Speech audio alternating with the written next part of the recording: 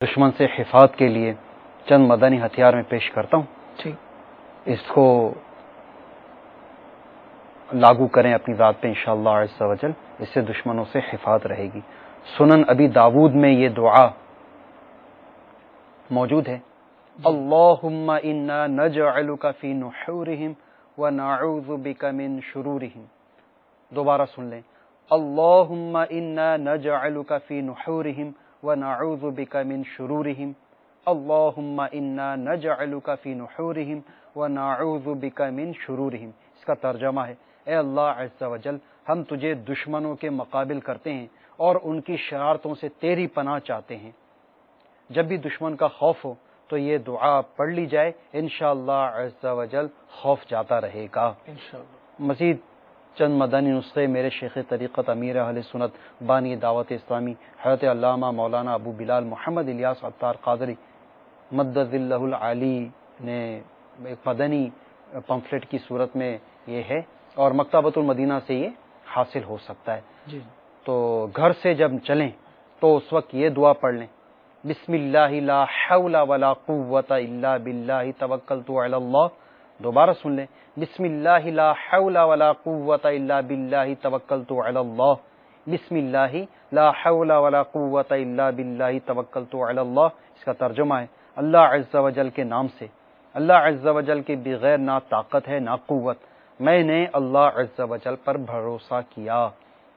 حضرت سیدنا ابو ہریرہ رضی اللہ تعالیٰ عنہ سے روایت ہے کہ تاجدار مدینہ، راحت قلب و سینہ، فیض گنجینہ، صاحب معطر پسینہ، باعث نزول سکینہ صلی اللہ تعالی علیہ وآلہ وسلم نے ارشاد فرمایا، آدمی جب اپنے گھر کے دروازے سے باہر نکلتا ہے تو اس کے ساتھ دو فرشتے مقرر ہوتے ہیں.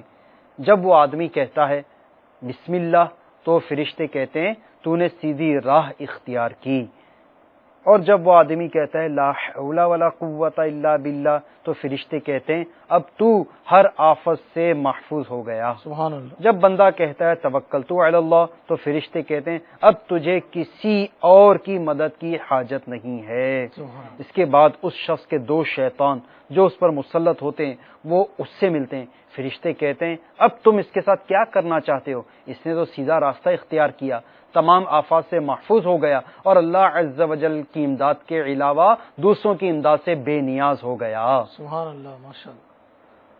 اس کے علاوہ ایک اور آسان سا مدنی ہتھیار اسے بھی اپنا لیں کہ جب دشمن کا خوف ہو تو سورہ قریش یعنی بسم اللہ الرحمن الرحیم لإلاف قریش یہ والی صورت مکمل پڑھ لیں، انشاءاللہ عز و جل ہر بلا سے امان ملے گی.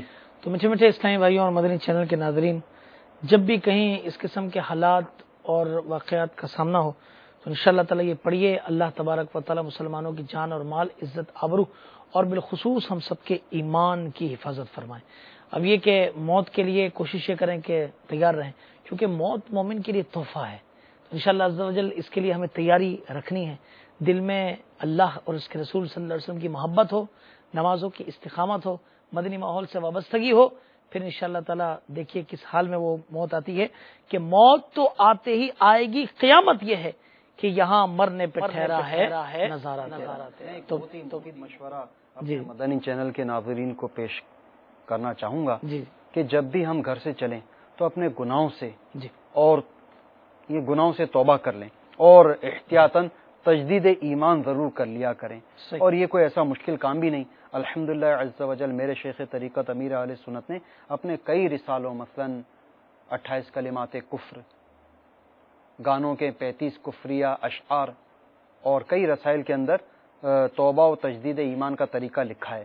میں پڑھتا ہوں، جیسے میں پڑھتا جاؤں مدنی چینل کے ناظرین کو چاہیے کہ دہراتے جائیں اور جب بھی گھر سے چلیں تو یہ تجدید ایمان کرتے رہا کریں، انشاءاللہ اس کی برکتیں نصیب ہوگی. تو میں جیسے پڑھتا جاؤں آپ بھی دہراتے جائیے.